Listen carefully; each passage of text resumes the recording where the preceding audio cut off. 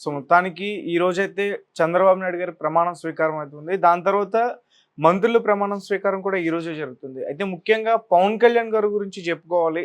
అతనికిచ్చే మంత్రి పదవి ఒకటి హోంశాఖ, అలాగే డిప్యూటీ సీఎం. ఈ 2 కూడా ఇవ్వనున్నారని చెప్పేసి ఇప్పటివరకు వార్తలొచ్చాయి. అయితే లోకేష్ గారికి ఇష్టం లేదంటూ కూడా కొంతమంది పార్టీ వర్గం నుంచి ఒక మ్యాటర్ బయటకొచ్చిందని కూడా సోషల్ మీడియాలో బాగా వైరల్ అవుతుంది. అండ్ ఈరోజు మిగతా మంత్రులందరూ కూడా ఏ క్యాస్ట్‌కి సంబంధించిన వాళ్ళున్నారో ఎక్కువ. సో, అవన్నీ కూడా పూర్తిగా వివరించండి. ముందుగా ఈరోజు మంత్రివర్గం ప్రమాణ స్వీకారం ఇందాక చేశారు చంద్రబాబు గారు. సో, ఈ మంత్రివర్గాన్ని ప్రకటించారు కూడా. ఈ మంత్రివర్గం ఎవరెవరున్నారు, ఏ ఏ కులాలున్నారు అనేది ముందుగా మనం చూద్దాం. దాని తర్వాత పవన్ కళ్యాణ్ విషయం మాట్లాడదాం. సో, కొత్త మంత్రులు ఎవరెవరంటే సామాజిక వర్గాల వారీగా చూస్తే ఎస్సీ మాల డోల బాల రామాంజనేయ వీరాంజనేయ స్వామి, ఎస్సీ మాదిగ అనిత వంగలపూడి అనిత, ఎస్టీ ఒకరికే ఇచ్చారు గుమ్మడి సంధ్యారాణి, ముస్లిం మైనారిటీ ఫారూక్ ఇచ్చారు, తర్వాత ఆర్యవైశ్య టీజీ భరత్, తర్వాత రెడ్డి ఆనం జనార్దన్ రెడ్డి, మడిపల్లి రాంప్రసాద్ రెడ్డి మొత్తం ముగ్గురికి ఇచ్చారు. కాపు నలుగురికి ఇచ్చారు, నిమ్మల, తర్వాత పవన్ కళ్యాణ్, కందులు దుర్గేష్, నారాయణ మన నారాయణ విద్యాసంస్థలు, కమ్మ నారా లోకేష్, నాదెండ్ల మనోహర్, తర్వాత వైయావుల కేసు గొట్టిపాటి రవి నలుగురికి ఇచ్చారు. BC Yadava Parthasarathi Satyakumar BJP, BC మత్స్యకార కొల్లు రవీంద్ర, బీసీ తూర్పు Kapu K Srinivas, BC Koppula Velama Atchannaidu, BC Gowda Anagani Satyaprasad, BC సిట్టబులజ వాసం సిట్టి సుభాష్, కొరబ సవిత. సో ఇది మంత్రి వర్గానికి ఇచ్చింది. మొత్తంగా 25 మందిని అనౌన్స్ చేశారు ఇప్పటికీ. ఇందులో జనసేనకు 3, బీజేపీకి 1, బీసీలు టోటల్గా 8 మంది, ఎస్సీలు 2, ఎస్టీలు 1, ముస్లిం 1, వైశ్యులు 1, కాపులు 4, కమ్మ 4, రెడ్డి 3. సో ఇందులో మహిళలకి మాత్రం 3కి మాత్రం ఇచ్చారు. సో ఇందులో కొత్త వాళ్ళు ఫస్ట్ టైమర్స్ 17 మంది అని చెప్పచ్చు. ఒక రకంగా ఇది చంద్రబాబు కూర్పు చాలా బాగుందని అన్ని వైపుల నుంచి కూడా చెప్తున్నారు. ప్రధానంగా ఏంటంటే కొత్త వాళ్ళని ఎంతమందిని తీసుకురావడం అనేది చంద్రబాబు చేసిన ఫీట్. ఎందుకంటే ఆయనకి కూడా చాలా పెద్ద కసరత్తు అవుతుంది ఇది. ఎందుకంటే 164 మంది ఎప్పుడూ లేదు. చంద్రబాబు జీవితంలో ఇంతమందిని గెలిపించిన చరిత్ర లేదు. అందుకని ఆయనకు కూడా ఇది కసరత్తు పెద్దదైంది. బట్ సీనియర్స్ని పక్కన పెట్టి 17 మందిని వీళ్ళకి ఇవ్వడంతో సీనియర్స్ కొంత కోపంగా ఉన్నారని తెలిసింది. అయినా కూడా వాళ్ళు ఏం చేసేది లేదు. వాళ్ళకి మేబీ ఏదైనా నామినేటెడ్ పోస్టులు ఇచ్చే అవకాశం ఉంది. అయితే ఒక్క మంత్రిని ఇంకా ఇవ్వాల్సి ఉంది. అది బీజేపీ నుంచి వాళ్ళు అడుగుతున్నారని చెప్తున్నారు. ఇప్పటికి బీజేపీకి ఒకరినే ఇచ్చారు కాబట్టి ఇంకొకరిని బీజేపీ నుంచి తీసుకునే అవకాశం ఉంది. సో ఇప్పుడు ప్రమాణ స్వీకారానికి కూడా ఇటు చాలామంది ఒక రకంగా దేశమే కదిలొచ్చిందని చెప్పచ్చు. సో ఈ కాంటెక్స్ట్లో పవన్ కళ్యాణ్ ఇష్యూ ఒకటి వైరల్ అవుతుంది. సో దీన్ని జనసైనికులే వైరల్ చేస్తున్నారు. ఎందుకంటే పవన్ కళ్యాణ్ 2 పదవులు అడిగారని. ఒకటేమో deputy CM. Already deputy CM ఇవ్వడానికి చంద్రబాబు కూడా అభ్యంతరం ఏం లేదు. ఎందుకంటే పవన్ కళ్యాణ్ని మొన్న కూడా ఆయన విపరీతంగా పొగిడారు. పవన్ కళ్యాణ్ వల్లనే ఈ విజయం సాధ్యమైందని చెప్పారు. ఎందుకంటే ఒక రకంగా తెలుగుదేశం చాలా క్రైసిస్లో ఉన్న టైంలో పవన్ కళ్యాణ్ ఆదుకోవడం, అక్కడి నుంచి ఒక ఊపు వచ్చిందని చెప్పచ్చు. అట్లాగే ఫస్ట్ టైం చరిత్రలో అసాధ్యం అనుకున్న ఒక కాంబినేషన్ కమ్మ కాపు కాంబినేషన్. ఎందుకంటే కమ్మ కాపులకి ఎప్పటి నుంచి కూడా వైరం ఉంది. వంగవీటి మోహన్ రంగాను ఎన్టీఆర్ పీరియడ్లో చంపించారు, తెలుగుదేశం వాళ్ళే చంపించారు అనేది వాళ్ళకు ఉంది. కాబట్టి కమ్మ కాపు మధ్య ఎప్పటి నుంచో పగ రగులుతుంది. అలాంటి దాన్ని ఇది సాధ్యం కాదనుకున్న దాన్ని సుసాధ్యం చేయడంలో పవన్ కళ్యాణ్ పాత్ర పెద్ద స్థాయిలో ఉంది. సో అందుకని పవన్ కళ్యాణ్కి ఖచ్చితంగా డిప్యూటీ సీఎం పోస్ట్ ఇద్దామనేది చంద్రబాబు కానీ లోకేష్ కానీ ఉంది. అయితే పవన్ కళ్యాణ్ అడిషనల్గా హోమ్ కూడా అడుగుతున్నాడు అనేది ఇప్పుడు వస్తున్న వార్త. మొన్నటి వరకు ఏమన్నారంటే పవన్ కళ్యాణ్కి ముందు నుంచి కూడా పోలీసులు అంటే ఇష్టం ఉంది. వాళ్ళ ఫాదర్ కూడా పోలీసు రిటైర్డ్ అయ్యాడు ఆయన పనిచేసి.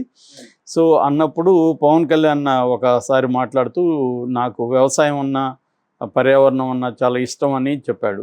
సో దాంతో అందరూ కూడా గస్ ఏం చేశారంటే ఈయన పర్యావరణ శాఖ కానీ వ్యవసాయ శాఖ కానీ అడిగే అవకాశం ఉంది అనేది అనుకున్నారు. కానీ ఆయనకి ఇష్టాలు వేరు, ఇక్కడ మంత్రివర్గంలో పనిచేసే పరిస్థితి వేరుగా ఉంటుంది కాబట్టి ఆయన హోమ్ అడుగుతున్నట్టుగా తెలుస్తుంది. ఎందుకంటే హోమ్ అనేది వెరీ ఇంపార్టెంట్ శాంతి భద్రతలకు సంబంధించింది.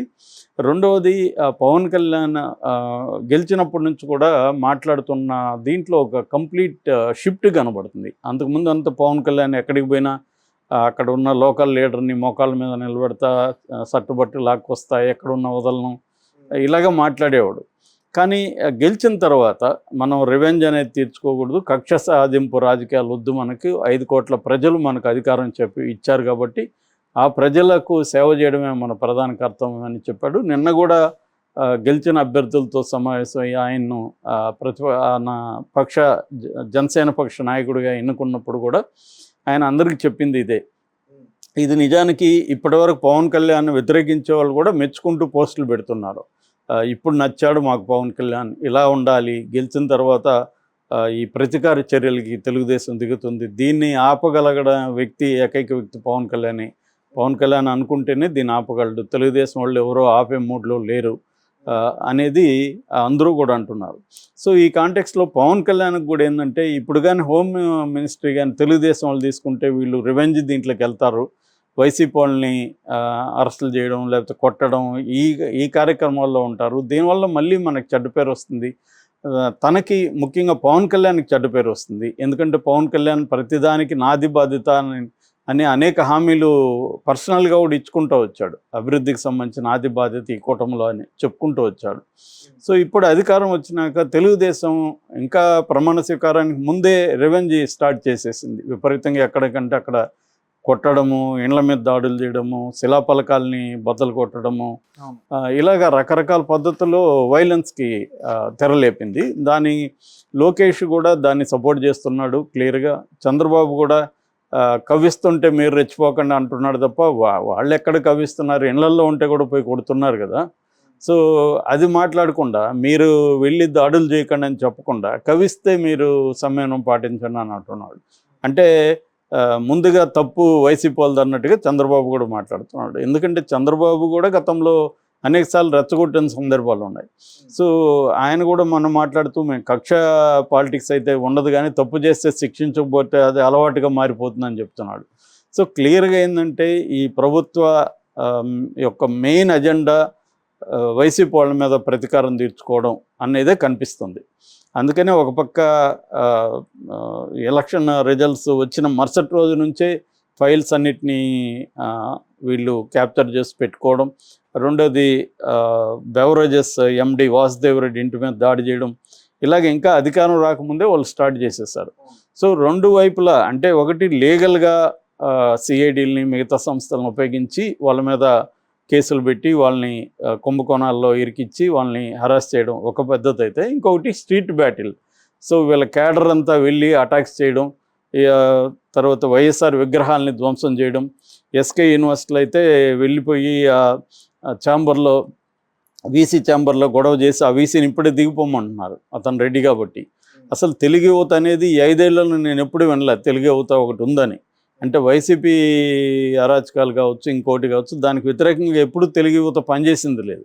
సడన్గా ఇప్పుడు తెలుగు యువత పేరుతో ఎక్కడికక్కడ దాడులు జరుగుతున్నాయి. సో దీనంతా కూడా కంట్రోల్ చేయాల్సింది హోంశాఖ కాబట్టి, హోంశాఖ తన కంట్రోల్లో ఉంటే ఇటువంటి రివెంజ్ దానికి చోటు లేకుండా చూసుకుందాం అనేది, పోలీసులను కూడా సంస్కరిద్దాం అనేది పవన్ కళ్యాణ్కి ఉన్నది. పవన్ కళ్యాణ్ గతంలో కూడా ఆయన మీద కేసులు పెట్టినప్పుడు పోలీసులకంతా కూడా ఛాలెంజ్ విసిరాడు. సో మనం కూడా జగన్ లాగా చేస్తే మనకు జగన్కి తేడా ఏముందనేది పవన్ కళ్యాణ్కి ఉన్న అండర్స్టాండింగ్. సో మనం ఒక భిన్నమైన పరిపాలన చూపిస్తే జనాలకి ఆ తేడా క్లియర్గా తెలుస్తుంది. జగన్ ఏంటంటే అంతకుముందు తెలుగుదేశం వాళ్ళు ఏం చేశారో మళ్ళీ జగన్ అదే చేశాడు.